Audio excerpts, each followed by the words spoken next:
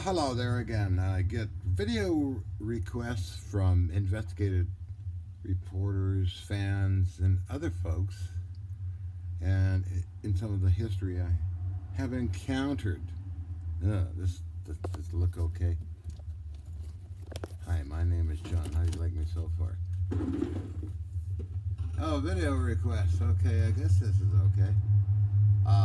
Well, it was in regards to a artillery piece I bought from Amex Salvage in the late 70s at J.P. Fell Armoury, North Vancouver, 103rd Thunderbird Squadron, and the Navy Department down there, Cadets section. This cannon kind of interested me. It's a Metropolitan Vickers 90mm anti-aircraft gun. See the picture that I'll include in the beginning of this silly video. So, I myself being very involved with armaments and artillery and guns and stuff ever since I was a kid, got involved with this piece that I read about in the North Shore News, because the Thunderbird Squadron sold it to Amex Salvage. They brought a man out to try and take it apart. This artillery piece, cannon, green in color, made by Metropolitan Vickers. And what happened was that the gentleman that was taking the gun apart got killed. And this started to make the news, and that's how I kind of learned about this artillery piece.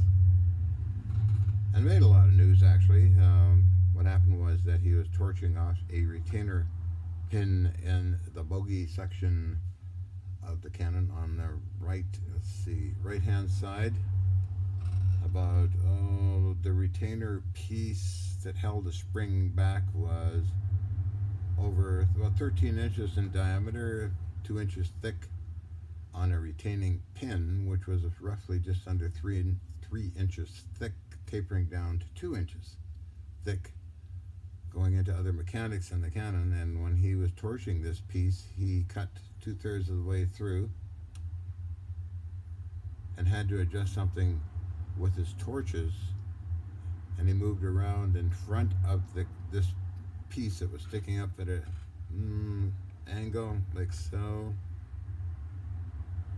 And what happened was that piece let go with a 1 foot diameter or more size diameter coil spring, 1 inch thick. I think that's over a 1 inch thick coil itself with a spring, compression spring, 4 feet long, blew this whole piece out, took his head off, went over, hit the J.P. Fell Armoury staircase and put a dent in it. And this all made the news. So what happened was I investigated a little bit, talked to Amex Salvage about the whole thing, because I was interested in the cannon to acquire it, which I did actually, and I paid $200 for that cannon from Amex Salvage. Who said, well, we deal in hundreds of thousands of tons of metal every year, we don't need something like this, and causing these problems, killing one of our men, and all this stuff, and went on and on and on. And I assured them that I know what I'm doing. I worked with this stuff before. And so anyway, what happened was then I went down with my toolkit after paying Amex Salvage $200 only for an M1 anti-aircraft flak gun, 90mm heavy sucker. So meanwhile, in the newspaper, the military was saying, well, we took out all the springs at the airport and all that stuff, and so it's some kind of legalese going on. But anyway, I worked on the cannon. I removed the sighting mechanism, the traverse system. You can actually see the traverse system in one of my lab videos done by Alan Edwards at BC TV News Hour, when we levitated a chunk of foam in the air. So that was that's on the internet. You can see the piece I have. Then the elevation mechanism, I got that, along with the fuse setting mechanism and other chunks of electronics. Some of them were in cast aluminum cases, and others were in solid brass cases. So this meant that I'd have to arrange with North Shore Taxi a cab to come and get me around 5 in the afternoon to pick me up to go back to 1458 East 29th Street, North Vancouver, Lynn Valley. That's where I resided at the time. So I would do that, and I had to call in a trucking firm one time to move one chunk. It was the elevation mechanism, because couldn't get it into small pieces to fit in the back of a taxi cab. So up and onward over time, I acquired about a third of the cannon, which was in my basement section of the house of Mrs. Murphy. Now, all this is before Mel Winfield's Canadian Broadcasting Corporation found that I was doing the levitation stuff. Then George Athwaite showed up, wanted to take videos, and which he did do, and others showed up. Alex Pizarro, Mel Winfield, of course, saying, "Oh no, this is my discovery," and all this stuff. Anyway, a long story. I had to cover that in another episode of Forgotten History with BJKH. Anyway, so I was working on getting all of the cannon from J.P. Fell Armoury, North Vancouver. And what happened, Pierre Elliott Trudeau and Maggie. Oh, Maggie Sinclair was our neighbor, by the way, Trudeau's wife. Now we have a young Trudeau running Canada. Anyway, baby Trudeau. Anyway, Maggie Sinclair was a neighbor in Highlands, in Edgemont Village area. My sister and her hung out, and of course, I'm being a naughty kid. I had a water gun full of ink and sprayed Lonnie Truesdale and Maggie Sinclair with a water pistol. I guess she remembers that, Maggie Sinclair. Anyway, back to what happened was that Pierre Elliott Trudeau, brought in gun control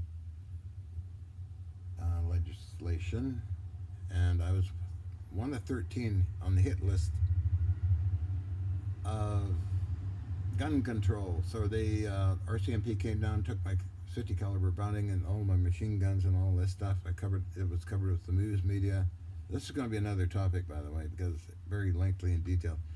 I finally got the support of all the media, was covering the story, as well as all the gun collectors in Canada were supplying a fund for me to fight back. My lawyer, R. Flynn Marr, Judge Cronin, after a trial by magistrate, slammed his gavel down and said, "This is entrapment going against me. I ordered everything returned to John Hutchison, all my machine guns." And I have newspaper clippings. Unfortunately, I don't have the videos on that. I wish I did have the videos on that because it is extensive stuff. Anyway, so we went after suing them, and then blah, blah, blah, blah, blah. Anyway, back to my artillery piece. That whole case interrupted my retrieving it.